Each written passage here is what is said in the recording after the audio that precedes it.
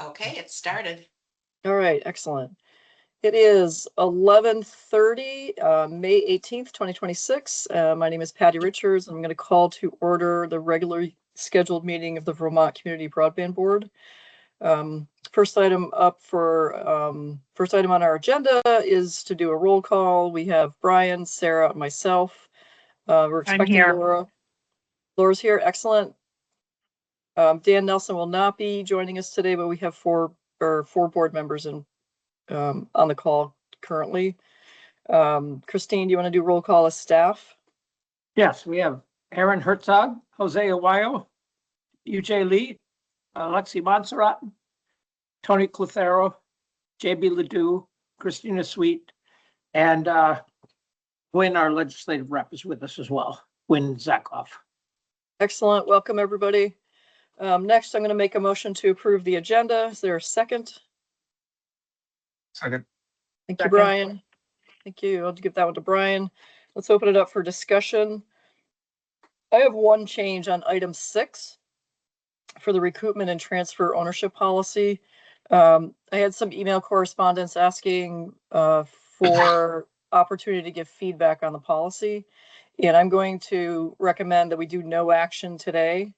And as part of item 6, before we do any discussion and before we move into executive session on item 6, I'm going to open it up to a public comment section just for the recoupment and transfer of ownership policy. So we'll have our regular public comment as item 3, but then I want to open up on item 6 to get feedback from CUDs or anybody else who wants to provide feedback on the recoupment and transfer of ownership policy. After we take that feedback, it's recommended we go into executive session for any discussion of changes or advice from Tony in terms of attorney-client privilege. So we will hold an executive session, but I'm not planning to take action today. Just to give everybody a summary on that.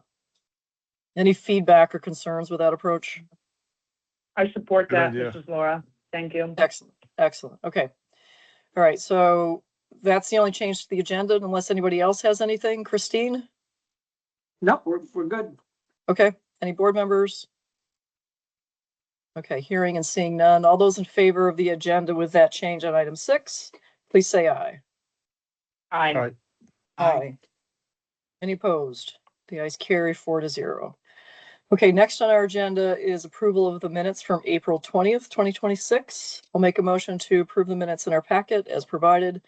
And is there a second? Second. All right, thank you. I think I'm going to give that to Brian as well. Any discussion on the minutes? All right, hearing none. All those in favor of the minutes, please say aye. Aye. Aye. Aye. Any opposed? The ayes carry 4-0. All right, that brings us to item 3, which is our opening public comment. And again, this is for anything other than the recoupment and transfer of ownership policy that anybody would like to speak on. And Christine will lead us through that process. Yes, if in this part of the agenda, if you wish to speak, please raise your hand. You'll be given 3 minutes to speak. And Ellie has her hand up. Go ahead, Ellie. Thank you. Good morning, everyone.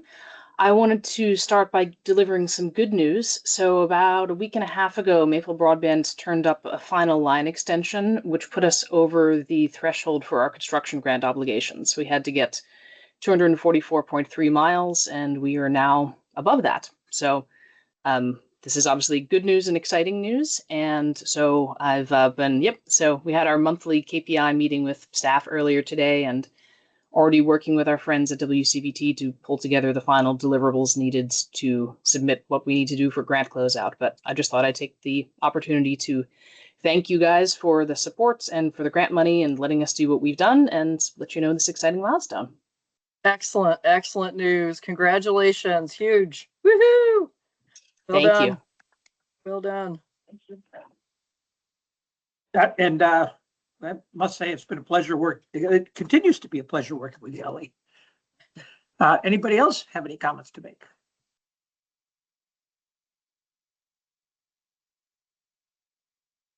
Not seeing, oh, wait, Krista, go ahead. Hey, everybody. Just to let people know that we decided to implement a new price point for internet service for our customers. So we have now a $59 price point that people can come into. So it's 50/50 for $59.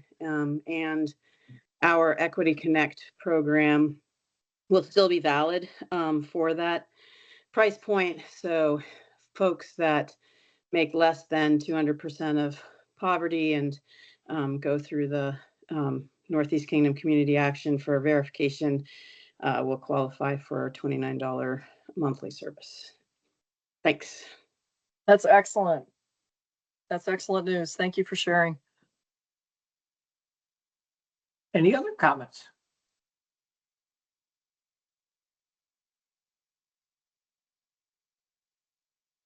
Okay, seeing none, we could move on. Okay, great. Thank you, Christine. Let's move to item 4, which is VCUDA update. Rob Vitsky. Hello all. Good morning. The updates are quick. I think the two main activities for VCUDA in the last month have been tracking kind of the remaining bills that are relevant to CDs in the legislative session, and we continue to kind of track the data center siting bill, particularly as it relates to the BEAD non-deployment funds and some of the statements from the administration about AI regulations. The bill as written is a pretty solid siting bill and talks about where you should place data centers and how much power they can use and what kind of water they can consume. And so, we've been tracking that, but it looks like a totally reasonable siting bill from what we've seen. We understand that the notification bill for transition from copper to fiber is still sitting in the Senate. And is not likely to move. And so we're watching that. And then finally, there's some data privacy stuff that we've been watching as well. But for the most part, it's been a pretty quiet session. So we continue to track all of that.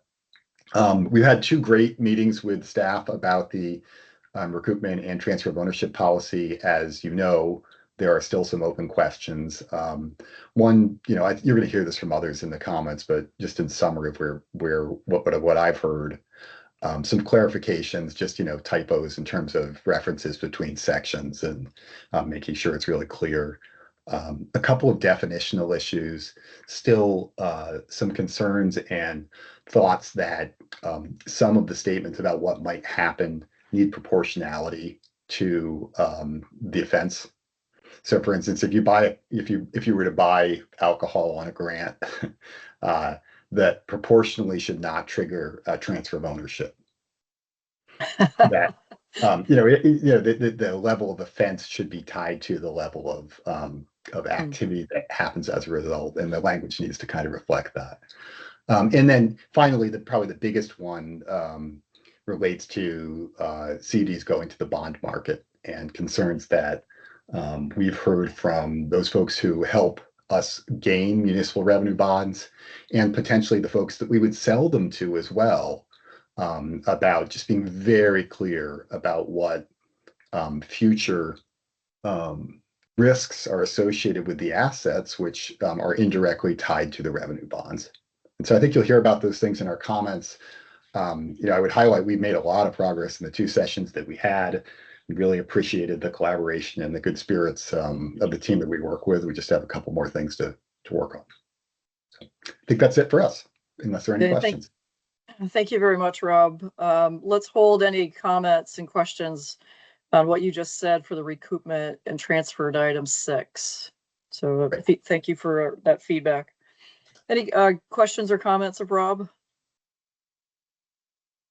Okay, hearing none, let's now move to item 5, which is budget projections. Okay, great. I will turn that over to Christina and JB. Go ahead, Christina. Thank you. Go ahead and bring up the presentation.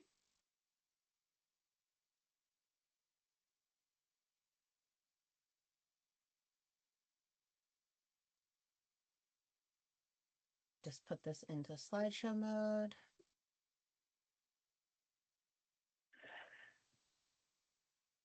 Okay, so today we're going to be reviewing our expenditures for Q3 of state fiscal year 2026. That's January 1st through March 31st of this year. Projections for our FY27 operating budget, which will start on July 1st of this year, and review our ARPA obligations for both SLFRF and CPF funding. So to begin with, we have our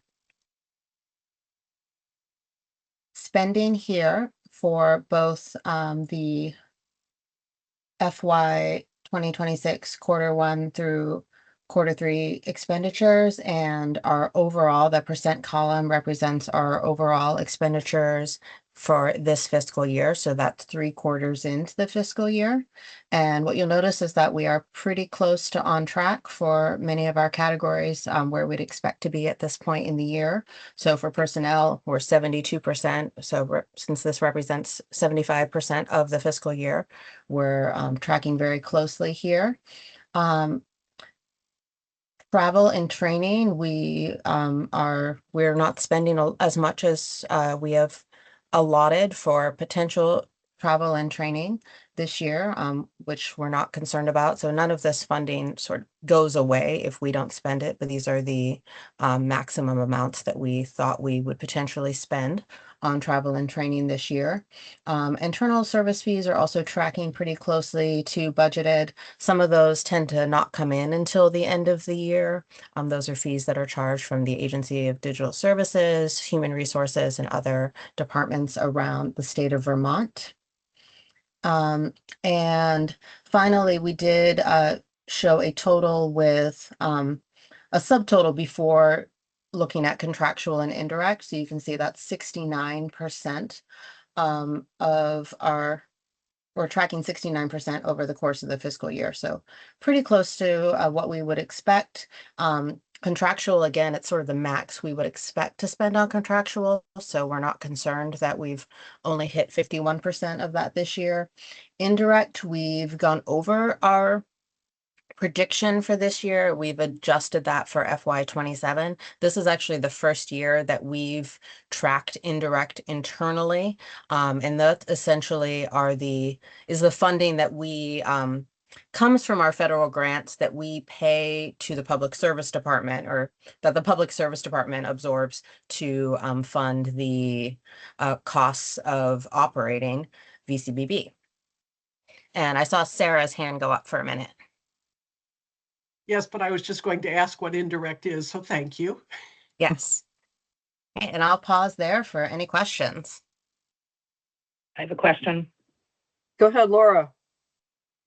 Are those costs outlined anywhere, detailed anywhere? The indirect costs? Yes. Yeah, so in each of our grants, we in each of our federal grants, we have indirect costs outlined. They're usually claimed against the grant for according to how we spend our direct costs of the grant. And I'll let JB elaborate a little bit on how the indirect piece works with the Public Service Department. Yes, thank you. So it's basically based on hours of personnel charges, of personnel expenses charged to a specific grant, and a percentage wise by the PSD. I'm not 100% sure of the breakdown after that, but it goes to pay for like I'm paid by indirects, and also different portions of people's salaries that do work for the VCBB, such as the grants management piece. I definitely could get you that information with very specifically broken down if that's something that you're interested in looking at. I am interested in that. All right. As part of our overall budget discussion for next year. Or Right. would it suffice to put that on the agenda for next month, and just so that we can all have a overview of it together in a meeting? That'd be great. Yep, I will make sure that's done. Okay, we'll just add that Thank you. for our next month's agenda. right, any other questions? Okay, seeing and hearing none. Thank you very much, Kay, for that update. It's exciting to see that we're right on track for 3/4 of the year. This looks fabulous, and thank you for reporting out. Great, thank you. Continuing here, this slide just shows the breakdown of where the categories that we planned to have that funding come from roughly for FY26. And we're tracking very similarly in our actual expenses.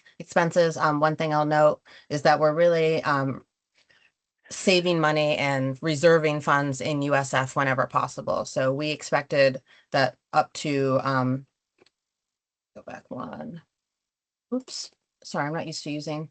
We expected that up to 32% of our funding for operating expenses would come from USF. And so far we've only 21% has. So we're really using our federal grants whenever possible and saving USF to the extent that we can. Quick question for you, Kay. Is there Yeah. a use it or use it feature at some point to these grants, to these revenues coming in? For the federal grants, yes. So for example, our NBRC grants end this calendar year, so we want to use those. ARPA CPF also ends this calendar year. There's a little bit of a caveat for that we'll talk about later. And then BEAD does eventually end. Our current grant end date is 2040. So, but our goal is to utilize federal funds as much as possible. Okay, so we have on target, on task management of that aspect of the timelines to make sure we don't leave anything on the table inadvertently. Correct. Great, thank you. Okay, and so our FY27 operating budget looks very similar to FY26. One thing you'll note is that personnel is a little bit lower. That is because of the position that was eliminated from VCBB. Board costs remain the same, training and travel remains the same. Internal service fees are projected to go up a little bit. We don't have any control over those. Those are just what state government charges us to for the services that they provide. Equipment and software and supplies are tracking very similarly as our miscellaneous. And I think our overall contractual spending will probably increase somewhat, but not necessarily all that much in FY27. And our indirect is expected to potentially double, but that is actually a result of us using more federal funds, because when we charge personnel costs to those federal funds, then we claim the indirect costs. And JB, I don't know if you want to say any more about getting to that higher estimate for FY27. It's been a little bit of a learning journey since we didn't have indirect costs really accounted for in our operating budget until last year. Yes, I think when the FY26 budget was being built in the fall of 25, the $100,000 of indirect for the USF and $100,000 of indirect for the federal grants was something that I was told to put in there, basically like just put that in there because we don't know what those charges are actually going to be. It wasn't until the indirects were charged for the first half of FY26 in this past January that I saw that one half of the year was going to be $200,000 on its own. So it already was over what I had been told to expect. So I'm not 100% sure where that initial idea came from. But when we built the FY27 budget, we had already I had taken a look at the prior years and realized that the budget that we had, what we'd been asking for in the budget, had never actually matched the actuals for that category. And I'm not 100% sure why that had happened in the past, but going forward, we'll definitely make sure that the projected budgetary needs actually follows what the actuals that happened previously. So it shouldn't be an issue going forward that by the end of this year, we're going to be 200% of what we budgeted, and that should not happen going forward. Patty? Go ahead, Laura. Yeah, in addition to getting more detail on indirect and really how that is calculated, and I did hear USF, which is not federal funding, so I'd like to hear how that is calculated. I'm also interested in whatever detail we can see, or actually, I would like detail on the change in the internal service fee. If that's coming from HR, if that's coming from the ADS, and how much for each, please.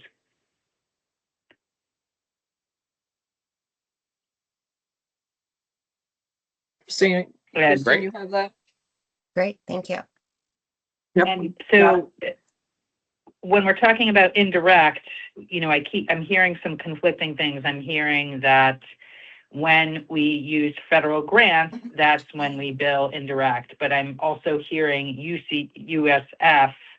I just heard JB say that he was instructed to include $100,000 of USF. So that's inconsistent with the other. So either I'm misunderstanding or something else. And so that's what I'm hopeful to have some clarity on going forward. Right. Yeah, I'm sorry. I think that was a miscommunication between Kay and I. Everywhere that we charge personnel costs, there is going to be indirect charges associated with them. So as we do charge personnel costs to the USF, there is indirect charges taken from that fund as well. Okay, thank you. That's actually an important clarification for me because I'm not used to that happening for state funds, but it makes sense knowing where the indirect funds are going to support the PSD staff that support VCBB. Right. And I can definitely drill down into that. It's going to be mostly it's going to be administrative costs associated with the support that the business office, that the PSD business office gives VCBB. That's the meta answer, but I can definitely drill down into more detail. And the increase in the internal service fees, that is also something that'll be pretty simple to present to you all. That's great. Thanks. Okay, thank you very much. Thank you. And just similarly, would expect pretty similar tracking or funding sources for our FY27 budget, looking at close to 50%, a little over 50% of that coming from BEAD, and acknowledging that while NBRC will end this calendar year, which is halfway through FY27, we really want to make sure that we get all of the funding expended by then, so that we're not leaving any money on the table. ARPA CPF mostly will end in December 31st, 2026 as well. But again, we don't want to leave any money on the table. And I do have an update on that. So we're still tracking with our expectation to, conserve USF where possible. Yeah, Patty. Go ahead, Laura. Thank you. And, having read Christine's latest update and looking at the dramatic increases that we're seeing in materials, that seems really, really important for the board to be apprised of potential impacts to the CUDs and other grantees and their ability to fulfill their contracts if there might be additional need for funding based on that in order to meet the timelines. So I know that that's not on our agenda for today, but I do get a little nervous about funding and in this day and age and making sure that we are really clear about what we have committed and what is happening with costs out in the real world and how that could impact both what we have and what folks have said they can deliver for certain dollar amounts. Thanks. Thank you, Laura. Good points. Thanks. And this is our final slide. Just to reiterate, we have fully obligated all of our ARPA state fiscal recovery funds. We've also allocated all of our funds for capital projects fund. However, I did want to note that there is a possibility of an extension for some of our projects under capital projects fund. So we do plan on applying for an extension where needed of 6 months for capital projects funds projects. That opportunity just opened last week, and the deadline is July 31st, 2026, but we're planning on submitting that application much earlier. Patty? Let's go. Christine has her hand up first, and then Laura. Yeah, we will actually provide, we just learned about this possible extension. So we're just alerting the board at this point, but we will come in for a formal request, specific grant by grant in June, to give you an opportunity to vet what we're doing there. So anyway, we'll come in with more specifics on that. Great. Thank you. Laura? Yes. Christine, is this opportunity for an extension a federal opportunity or state opportunity? It's a federal opportunity. Okay, It's a great. federal opportunity specific for broadband projects funded by ARPA CPF. So this is a nationwide opportunity specific to the broadband project funding type. Okay. And then I just want to make sure, I don't believe we've had any money swept by the Correct. states. And that would, for me at least, rise to the level of emergency board meeting if we were looking at something like that. What do you mean by swept, Laura? Sometimes when there are leftover budget funds or maybe interest income, or I shouldn't say leftover, unspent budget grant funds, and we're approaching a deadline, or interest income. I have seen the administration come in to sweep those funds. And so given how tight finances are, I think we just need to really have our eye on this and be in good communication. Staff needs to be in good communication with us if they are hearing that there's an effort to do that. Yeah, we're in regular communication with Agency of Administration, so they know that our funds are fully obligated now and that we expect to spend them down. They're also keeping us apprised. However, if there are funds swept from other agencies that we may be able to utilize at VCBB. But thank you. You're welcome. Yeah, we also, I should add too, that we've got Gwynn Zakov closely watching this as well. I do hear and appreciate your message, Laura, and I have similar concerns. Yeah. Okay, Thanks, anything Patty. else on budget items?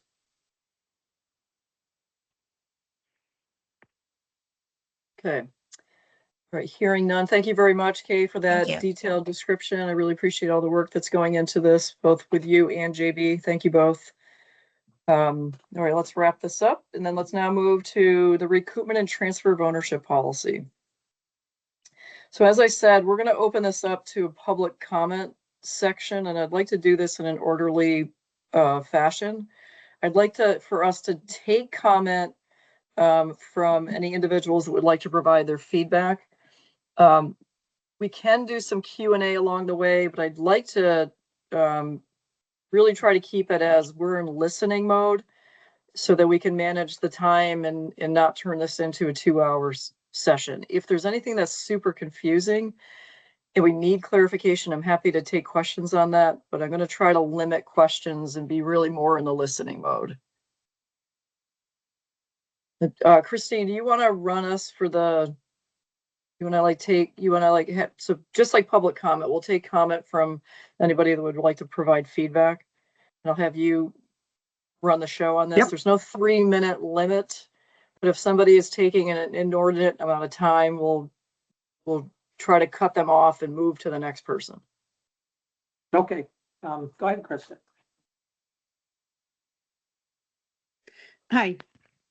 I just wanted to say that I think that we've been working through this process in a collaborative manner, and I appreciate that work. And feels like even though there isn't a board member in it, as wasn't originally in our line, that it's in line with the original process concept that the VCBB had.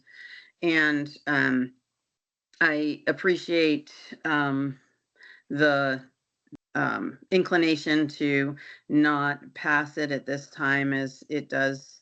Though we've made a lot of progress, there are definitely some items of concern, which Rob pointed out in his session. And I do think that we have the ability to, work through those items and get something that is workable for all situations and fair to, the grantor and the grantee.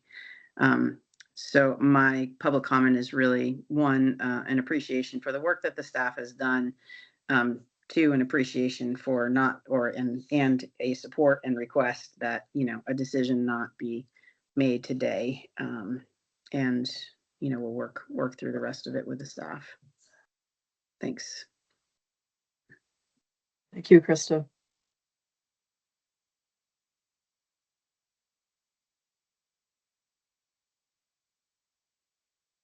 Christine, are you going to line folks up? Yeah, FX is got his hand up, so he's next. Okay. Hi, good morning, everyone. Thank you. I am the chair of the East Central Vermont Telecommunications District, EC Fiber, and we have been operating as a CUD since early 2016. We issued our first revenue bonds in April of 2016, and since then we've issued 7 other series. With us today on the call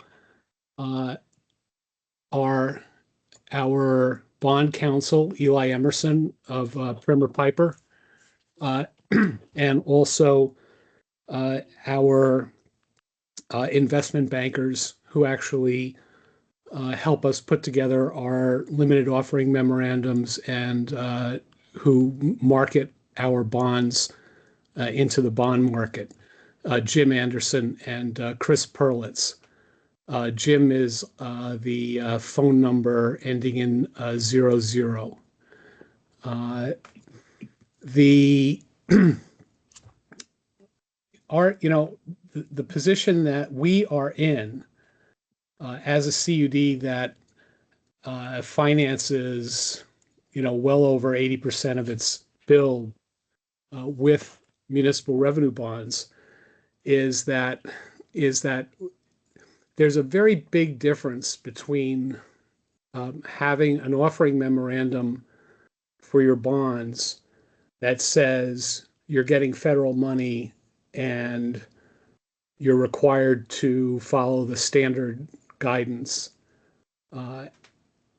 and telling them that you're obligated to comply with policies that may result in the involuntary transfer of assets that are required for generating revenue. They really cannot risk assess that information. So our feeling is that this policy in particular should take advantage of the language in 8086G, which establishes the goal that the VCBB is responsible for, in developing the specifics of the grant program, to create sustainable businesses that can access the municipal bond market. That was a big part of the legislation that was done for Act 71 when the ARPA money became available. And I'm sorry that Stan Williams couldn't join us today because he could talk about how he worked with, both Tim Brigland and Laura. And Laura's here; she can tell you that the idea was, EC Fiber had taken 4 years and had raised $7.5 million from local people to get to the bond market. If we could somehow get the CUDs 4 or 5 million, they'd be able to get to the bond market, in 2 years. And that was what it looked like in 2019 before the pandemic. And then after the pandemic, that became a key driver, or that was understood to be a key driver in the legislative history of Act 71. And and so it seems like for any grantee that has demonstrated a level of sustainability sufficient to issue municipal revenue bonds should simply be exempted. And the policy should state this clearly so that any bond buyer would see zero risk from this quarter. So that's basically like the big picture intro I wanted to provide to you. And Christine and Patty, not sure how you want to handle this, but I know that both Jim and Eli would like to offer some comments as well. FX, I'm happy to take comments from Jim and Eli, but we do need to keep it fairly brief and succinct. So if you have detailed stuff that you'd like to chat with staff on, highly encourage you to have the more lengthy discussions direct with Christine and staff. But if Eli and your bond folks want to do some real crisp feedback on the policy, what they would change, happy to take that now. Good. Yeah, no, we've had extensive conversations, Patty, with the staff about this. All right. Let's hear from Eli first. Hi, all. I swear I can be a minute or less. I don't have to take up a lot of time. I just wanted to highlight that some of the documents, sort of the relevant documents that are used in a bond offering.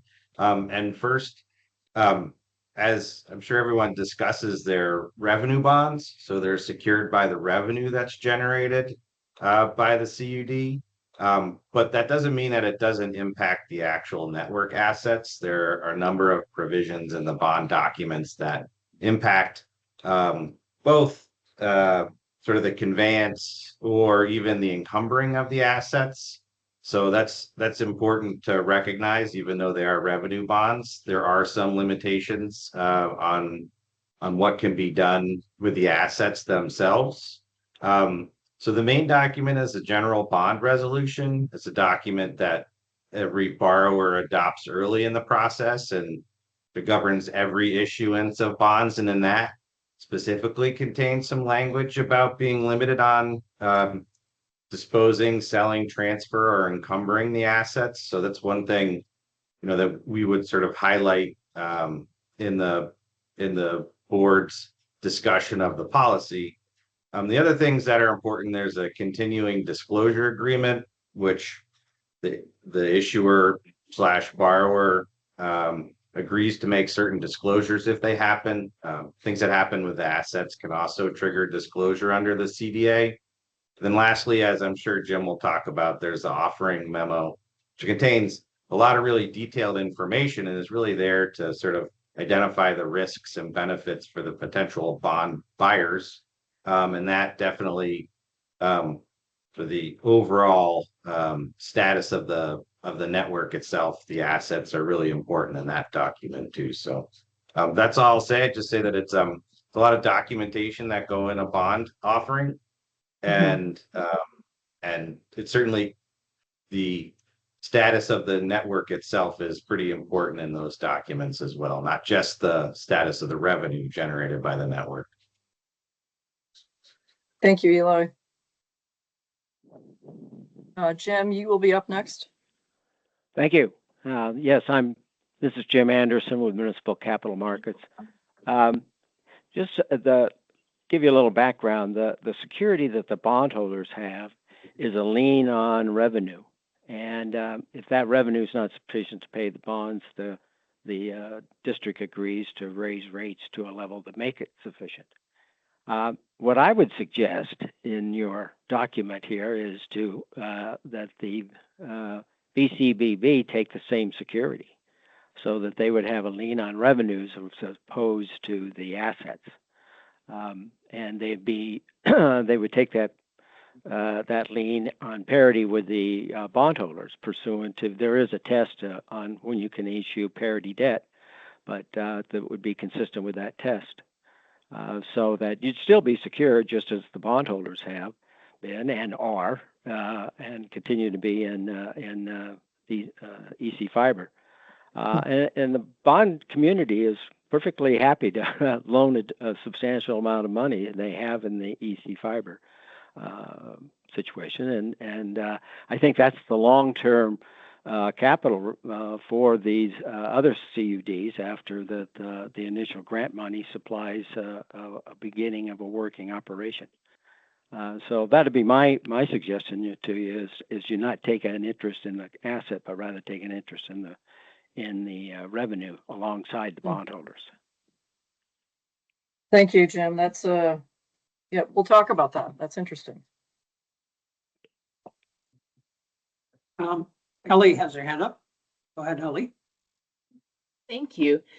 So you've just heard a number of comments. I wanted to echo pretty much everything that has been said prior to this, but I do think it's important. And just a general comment, I think, especially after the last series of comments, is that this is a really important and complex policy. And so I think for that reason, it really does make a lot of sense to take our time to make sure that we fully understand all the different implications of policy, what are the intents of policy, and just making sure that it is clear and understandable so that in the event, in the hopefully rare and unfortunate event where the policy actually has to be called into use, it's really clear how the policy would apply in different kinds of scenarios that we can anticipate. So I definitely want to echo what we've heard from, I think, everyone, that staff has been very collaborative in working with us on this, and I feel like it's been good conversations and we've made really good progress, but there is a couple of areas, I think, mainly of clarity and just making sure that there's no unintended consequences, such as what you heard from the last series of commentators. And just off the top of my head, two of the nuances in the latest draft. One is that for several CUDs, I mean, even right now, but going into the future, it is definitely possible that there could be multiple grants going on at the same time. And so just making sure that the wording is clear about, because this policy has, there's things that apply during when the grant is, before the grant's been closed out, and then there's also the federal interest period. So just making sure that it's clear how the policy applies to a specific grant. And then another one as well is just, again, around the procedural nuances of the timeframes, because some of the policy right now has timeframes for certain things, but not necessarily other parts. Like one of the things that comes to mind is in a recoupment process, if there is an amount being recouped, the policy should be very clear as to how much time the grantee has to recoup that, and then what is the process if they need more time. So for example, if the amount being recouped is more than the grantee has as liquid assets, you want to make sure that you give the grantee sufficient time to go and get the cash to be able to do the recoupment before you move on to something else. So just making sure that all of the details around that are covered as well. So I think just my general comment is it's great and the conversations have been great, but there's a lot of complexity, a lot of detail, and it's really important to make sure that we take the time to get this right. Thank you. Great, thank you. Krista. Hi, thanks. I wanted to comment on what Jim said. I really appreciate the comments that Jim Anderson made and the concept around parity. One of the things that's important to recognize about both the entities that already have municipal bonding, such as EC Fiber, or those who have approval to get it and plan to get it in the future, is that bonding process is very much a vetting process of, is this entity capable of sustaining something such that the bondholders feel protected. And so there's a great deal of due diligence and evaluation that goes into that process. And so given what Jim said, I think it would make a lot of sense to incorporate both concepts, which is to say that an entity that has entered the bond market would would fall under a different set of recoupment or ways to recoup the revenue. And it's already the case, I think, that there is a permission granted piece that's part of our grant agreements. So to the extent that an entity like ours elects to go into the bond market and informs the VCBB of that, and does go into the bond market, then the process would then switch over to this sort of second category. So I think that's really good things to think about, and would go a long way to creating a solution to the things that are feel most problematic at this point. So thank you. I don't see any other hands up at this point. Is there any else that wants to make comment?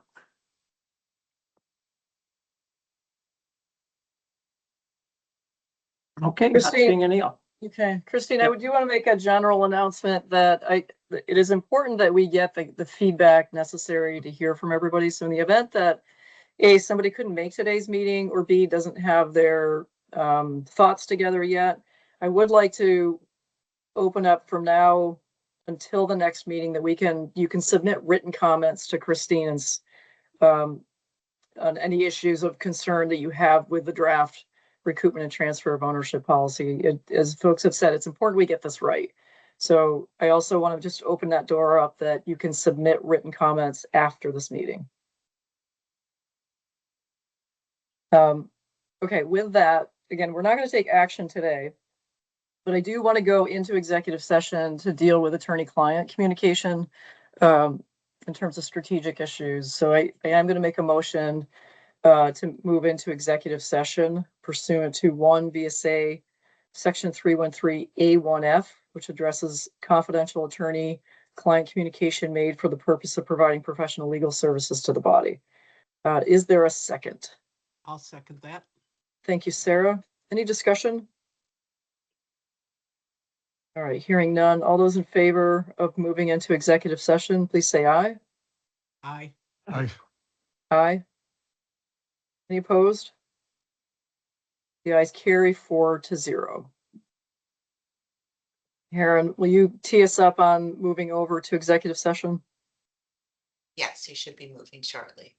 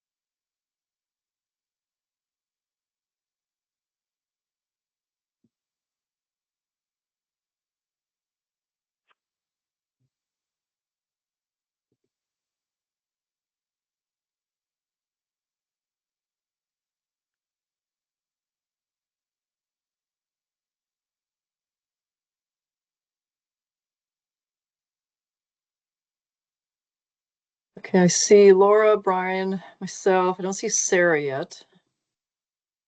I'm here. Okay, great. Christine, are you here? Yes, Al? Okay. All right, we are back in public session. There was no action taken in executive session. In terms of the recoupment and transfer of ownership policy, there's going to be some more work conducted on the policy, given the feedback that we received in public session before on this item. And we will look at a future policy after that work has been done. So again, there'll be time and opportunity for reconsideration of taking action on this policy, but no action is taken at this time. Okay, let's now move on to item 7, KPI quarterly reports. Christine, do you want to tee us up? Yes, these are the regular quarterly report, formal report to the board on how the CUDs are doing. This is confidential business information, so we'll need to do this in executive session. Okay, I'm going to make a motion that we move into executive session pursuant to 1 VSA section 313A6, which protects records exempt from access to the public records law, specifically 1 VSA section 317C9, dealing with confidential business records. Is there a second? Patty, I'll second it, and also note that I have to leave at 2 p.m. Okay, thank you, Laura. Okay, 2 p.m. will be roughly your departure time. Is there, or that's been seconded, any discussion? All right, all those in favor of moving into executive session, please say aye. Aye. Aye. Aye. Any opposed? The ayes carry 4-0.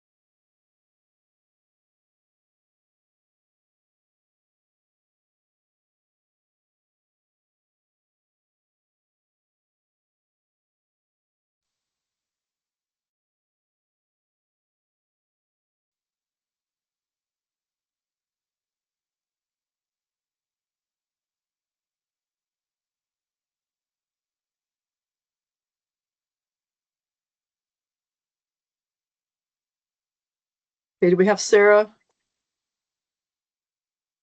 Yep, I'm here.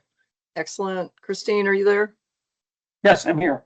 Okay, we are back in public session. We have just finished up the KPI quarterly reports. There was no action taken in executive session, so nothing to report on that item. Let's now move to item 8, which is CUD business plan review. Christine, will you just tee us up on this before we make a proposal for executive session? Yeah, this is the specifically where the board goes in and does a deep dive on each CUD in terms of their business plan. And again, this needs to be an executive session because of the confidential nature of the business being discussed. And Okay, we'll include Gwyn Zakoff in this executive session. Okay, excellent. I'm going to make a motion that we move into executive session pursuant to 1 VSA section 317C9, which protects confidential business records. Is there a second? I'll second that. Thank you, Sarah. Any discussion? Okay, all those in favor, please say aye. Aye. Aye. Any opposed? The ayes carry 4-0. We've moved back into executive session for CUD business plan review.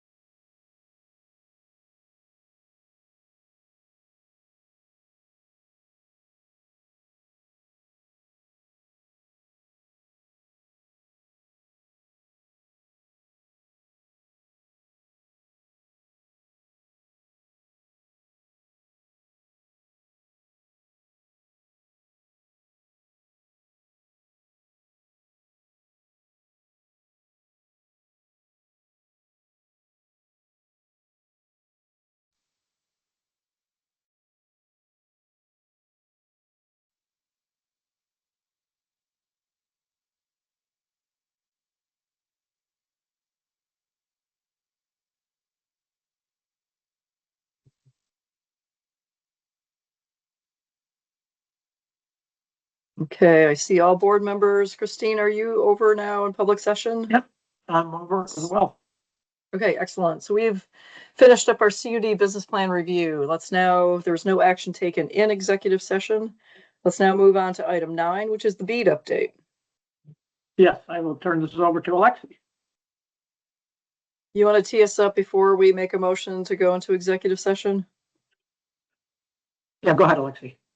Sure. I was just going to give a quick update on where we are in the timeline as far as the things we're working on now go. I don't have a lot of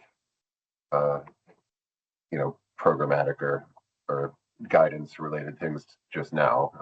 Things have been relatively quiet, mostly just in the process of preparing the grant agreements and getting those out to the subrecipients, along with planning out all of our monitoring and that sort of thing. So I'll just sort of put up a quick shot to the timeline. So these are the major tasks with their completion dates. So for example, when you see transmit agreements to PSD, that is the last possible day that we would be doing that. So we are currently, the template is in legal review right now. Once that's complete, we'll post that publicly and transmit it to the subrecipients directly, just so they have it. And then we are also at the same time generating the award specific agreements. We sort of did it as a plug and play kind of situation with that information we're piecing together from the applications primarily. So that will go out as well. Just to have everybody make sure we're actually talking about the same things. And then at that point, on a rolling basis, we will start sending the actual agreements over to PSD, and they will process them through, and then we will get going. And again, the 4th September date is our last possible day. So that is our deadline for which we have to have all of this complete. Of course, our hope is to accomplish this before then for everybody, but that's what our deadline is. So that was all I was going to run through right now. Happy to answer questions. Okay. Any questions, comments? Okay, hearing none. Thank you very much, Alexi. Christine, we still have to go into executive session. Am I correct on that, to deal with a motion to reallocate match funding? Yes. All right, so I'm going to make a motion that we move into executive session per 1 VSA section 313C15, which protects records relating specifically to the negotiation of contracts. Is there a second? I'll second that. Thank you, Sarah. Any discussion? All right, hearing and seeing none. All those in favor, please say aye. Aye. Aye. Any opposed? The ayes carry 4-0. All right, we will move into executive session.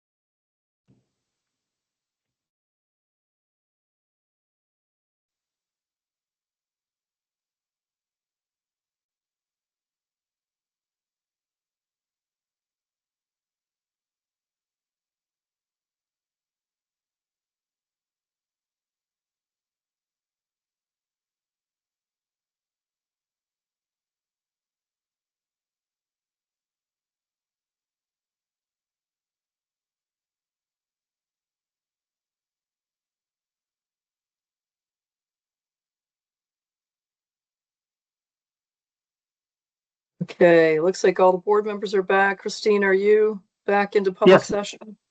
I am here. Okay, so we have left executive session where we were discussing a beat item. There was no action taken in executive session itself.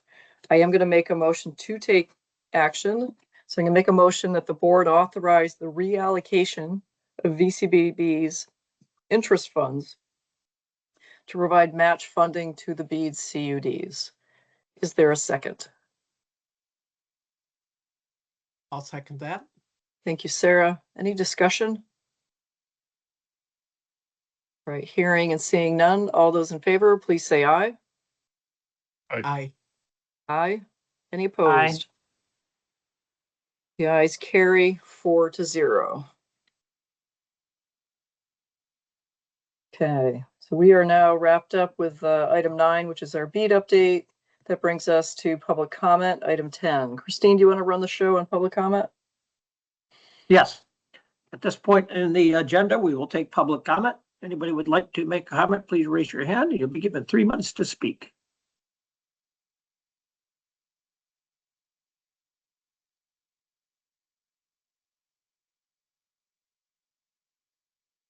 Okay, I am not seeing any hands raised. So you can. Okay.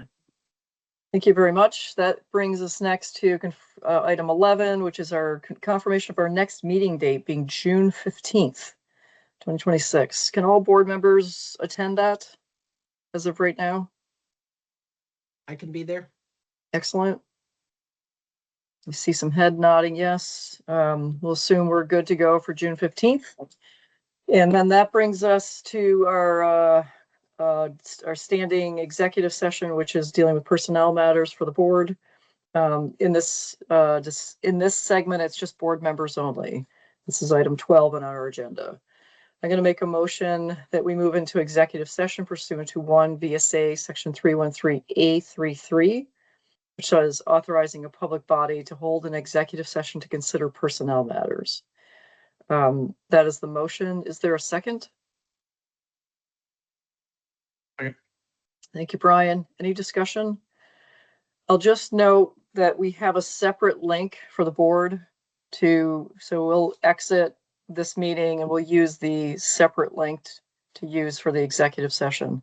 I know Laura has to leave at 2, so I'm assuming, Laura, you're not going to join us for this piece? I'll be in the vehicle driving, Okay. so I will. You will? Yes, You will attend or not attend? yes, yep, virtually. Okay, great. All right, with that discussion, any further discussion? All right, all those in favor of moving to executive session for personnel matters, please say aye. Aye. Aye. Aye. Any opposed? All right, the ayes carry. We'll see you in the next session. Thanks, everybody. Thank you. Thank you. Yep.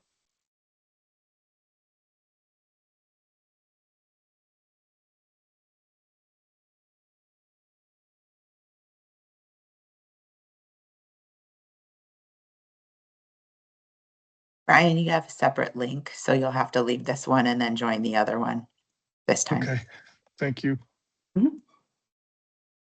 Okay, so that we will not be returning to the meeting. Thank you all for joining us.